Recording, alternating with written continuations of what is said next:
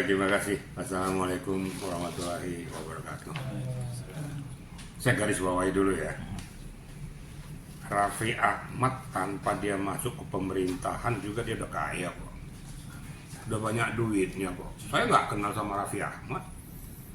Tapi saya lihat dari dia punya durasi dalam panggung hiburan sudah menghasilkan cukup banyak uang kok. Bahkan dia sudah punya uang ratusan miliar loh. Jadi kalaupun seandainya direkrut oleh pemerintah Pak Prabowo dalam jajaran kabinetnya, yang salah tuh apa? Sepanjang Raffi Ahmad ini memberikan kontribusi kepada negara sesuai dengan keilmuan dan keahliannya. Yang pertama dulu. Kemudian yang kedua, tentang masalah kalau ada saudaranya yang masuk dalam jabatan-jabatan tertentu, menurut hemat daripada masyarakat sepihak, ya, menurut daripada masyarakat sepihak bahwa ini ada kejanggalan seolah-olah maklar kasus, itu kan interpretasi dia. Kalau bagi saya mau siapapun itu, sepanjang itu dia mempunyai kapabilitas, integritas, iptek yang dia kuasai sesuai dengan keilmuannya di posisinya yang sedang dia duduki, nggak ada yang salah. Saya kasih contoh, nggak usah jauh-jauh deh. Saya punya anak, ya. Sekarang menjabat di kepolisian tuh, ada yang satu udah kombes, ya, satu sudah AKBP di kepolisian loh, regenerasi saya loh ya. Ada juga di angkatan udara ya, tamatan akademi semua tuh. Terus mereka kan punya kapasitas, punya kapabilitas, ada yang salah. Kecuali kalau seandainya dia nggak punya apa-apa terus didudukan di sana, nah itu salah. Nah, jadi marilah kita berpikir yang positif dan progresif. Sepanjang itu positif, tidak ada yang salah. Tapi kalau dipaksakan menduduki suatu jabatan yang tidak sesuai dengan keilmuannya, itu yang merusak tatanan negara. Ya, apalagi kalau saudaranya dipaksa-paksakan masuk kepada posisi itu dengan menghalalkan segala cara, itu baru salah. Gitu. Kira-kira paham ya median ya? Apalagi, mau tanya lagi? Oke, Daus, apa lagi? Berarti yang terkait tudingan atau dari omongan dari netizen itu tidak benar lah, gitu bisa dibilang. Saya tidak mengatakan benar atau tidak. Saya tetap posisi yang netral. Apakah dia berbicara itu punya data, fakta, bukti, realita enggak? Dudukannya itu tidak sesuai dengan keilmuannya enggak? Jangan sampai gara-garanya faktor sirik, dengki, tidak suka, kemudian memujakan seseorang. Contoh aja lah masa Pak Jokowi inilah. Ini kan gara-gara hanya kena sirik, tidak suka, semuanya dikorek-korek, sampai anak-anaknya dikorek-korek semua. Sampai kuburan daripada orang tuanya didatengin. Ini kan tidak manusiawi. Nah, kita kembalikan pada orang-orang itu kalau diperlakukan seperti itu. Hukum karma kan berlaku, ya. Seketika kau menjolimi orang, kau jangan salahkan kalau kau tuh akan diperlakukan orang yang sama. Makanya hidup itu bersahaja, jangan suka nyakitin orang, jangan suka menjolimi orang. Justru kalau bisa kau bermanfaat bagi orang lain, itu justru amal bagimu. Gitu kira-kira ya. Oke, kemudian sebagai praktisi hukum, apa pesan Bapak kepada masyarakat agar tidak mudah terjebak informasi yang belum terbukti atau isu pejabat atau tokoh publik? Jadi gini ya, ini ada beberapa isu-isu yang berkembang belakangan ini ya. Saya garis bawahi dulu masalah isu tentang masalah Agustus berdarah, Agustus demo, dan lain sebagainya. Saya berharap kepada seluruh publik ya, jangan juga termakan hal-hal yang bisa membuat porak-poranda negara ini. Ya, itu yang perlu. Ya nggak ada lah gunanya. Soalnya masalahnya kalau lakukan juga demo besar-besaran juga, yang rugi masyarakat juga, yang rugi pencari kehidupan, nggak ada untungnya juga. Ya hentikanlah niat-niat orang tertentu memobilisasi tentang masalah demonstrasi ini. Kalau ada hal-hal yang kurang sependapat tentang masalah program pemerintah, lakukan sesuai dengan salurannya. Datangi itu DPR. Saya rasa juga para petugas juga harus memberikan, ini kan hak publik. Namanya juga mengeluarkan pendapat di publik, itu dilindungi oleh undang-undang, kan itu kan ada undang-undangnya Jadi nggak ada yang salah.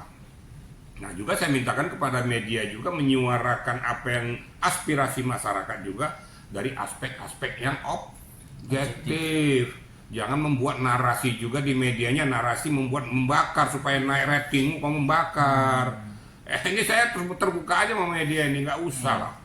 Tapi buatlah tuh narasi yang hidup, tapi orang jadi justru pengen mengetahui apa sih isi narasimu tuh. Yang intinya kita sama-sama membangun negara dengan aspek yang positif. Kalau ada pejabat-pejabat negara, kita minta juga kepada Pak Presiden berikan penegakan hukum yang positif. Saya harus jujur mengatakan pada akhir-akhir ini aspek penegakan hukum bubrah. Harus jujur ngomong, aspek penegakan hukum terasa dikangkangi. Ya, kayak kita minta tolong kepada siapapun penegak-penegak hukum, khususnya pemutusan yang pengadilan itu. Jangan main-mainkan hukum hanya kepentingan pribadi, kelompok dan golongan. Contoh aja lah masalah pra-peradilan. Saya jujur pra-peradilan apa-apaan itu. Ini kan memain-mainkan aspek hukum. Nah, kemudian orang yang sudah masih di ranah fakta persidangan ngajukan pra-peradilan lagi. Terlepas dari apapun itu. Kalau memang gentle, sesuai dengan apa yang kau siap mengatakan tuh bahwa itu memang tidak benar, ayo bertarung di pengadilan. Buktikan di ajang pembuktian bahwa lawanmu itu salah. Ini bukti-buktinya, faktanya ini, saksinya ini. Itu dong. Ini ngulur waktu. Orang kan lama-lama kan muak juga. Lama-lama kan menilai. Ini berarti manusia-manusia nggak benar yang mencari sensasi murahan lagi. Nah, orang-orang yang berpikir tentang aspek hukum, mengerti hukum, memahami hukum, jangan kau lacurkan isi kepalamu itu hanya kepentingan pribadi, kelompok dan golongan. Lama-lama orang tidak akan memakai kamu nanti. Memakai orang ini nggak jelas kok. Dia tahu hukum tapi diplesetkan kemana-mana. Sekali lagi, apapun yang terjadi di negara kita ini, dengan segala carut marutnya, sama-sama kita berpikir objektif, meluruskan, memberikan input yang benar kepada negara. Kita nggak usah takut, nggak usah sungkan untuk mengkritisi negara. Ada salurannya juga. DPR juga jangan diem aja, jangan duduk-duduk aja di DPR sana. Keluarkan dong maunya gimana. Kemudian para menteri-menteri pembantu presiden jangan biarkan saja presiden memberikan suatu terobosan-terobosan tapi tidak ditindaklanjuti oleh pembantu-pembantunya. Jangan duduk manis diam aja. Kalau akhir-akhir saya lihat ini pembantu para menteri diam aja, Pak. Nggak ada yang bunyi tuh. Enak-enak duduk manis saja kayak seperti kerbau dicocok hidung tuh loh. Manut aja, bunyi dong, berikan terobosan-terobosan. Ngapain kamu jadi menteri di situ? Saya melihat itu aja kok, ini gimana sih ini? Ya saya terbuka gitu loh. Supaya memberikan suntikan, dorongan kepada Pak Presiden, sehingga Presiden sedang memberikan suatu terobosan-terobosan itu dibantu sepenuhnya. Saya yakin lah sekelas Presiden Prabowo dia nggak punya niat sebenarnya untuk memperkaya diri lagi. Dia udah banyak kok. Dia sudah punya umur. Tapi tolong yang di sebelah kiri kanannya itu memberikan dorongan, memberikan skeptis kepada Pak Presiden supaya berdiri tetap tegak lurus. Itu yang paling penting. Kasus yang sedang booming sekarang tentang masalah Jampitsus ini, buka sampai sekecil-kecilnya. Siapapun yang terlibat, mau terlibat menterinya buka. Saya bukan membela siapa-siapa. Yang bermasalah kasusnya Jampitsus, Kapolri mau diganti. Kan aneh itu. Ada apa kok dibalik itu? Saya tidak membela Kapolri, tapi nggak lucu. Kapolri sudah membuka titik Pandora buat terjadi suatu korupsi yang menggurita. Ya, yang menggurita saya katakan menyambar kemana-mana. Ada di situ Asabri, ada Krakatau Steel, ada Jiwasraya, ada tambang batu bara yang mengeruk keuangan negara sampai ratusan triliun, bahkan ribuan triliun. Nah, giliran mau dibuka kok usulkan supaya Kapolri diganti, padahal Kapolri untuk membuka. Lah siapa yang bermasalah? Kalau seandainya nih, diganti karena ini reorganisasi Kapolri, Panglima TNI, Jaksa Agung, kita reshuffle ganti kepada generasi muda lagi yang lain, itu sah-sah saja. Karena memang itu memang sudah siklus merit system. Tapi Kapolri sudah membuka, usulkan Kapolri, surprise dari Hong Kong kau. Nggak usah banyak-banyak ngomong surprise kau gitu loh. Bukan mentang-mentang saya Purnawirawan Polri, saya bukan membela, tapi meluruskan posisi. Tapi kalau diganti karena sudah waktunya, sudah lama. Ya, satu contoh aja, Kapolri 5 tahun, udah lama memang.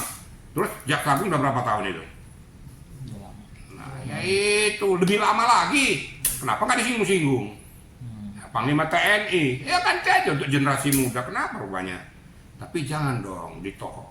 Berarti ada sesuatu yang nggak beres di balik ini. Itu perlu ditelaah sama kita.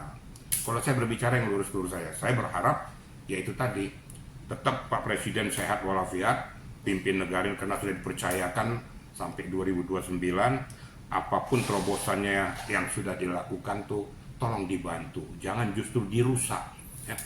Kalau seandainya peristiwa MBG itu dijalankan dengan benar, pasti nggak seperti itu. Padahal tujuan mulia daripada Pak Prabowo tuh bagaimana supaya nyampe ke masyarakat bawah, tapi pembantunya itu dibancai semua gitu kan. Nah, ya tolonglah, itu menurut hemat saya seperti itu ya. Siap. Oke? Oke. Udah dulu Pak.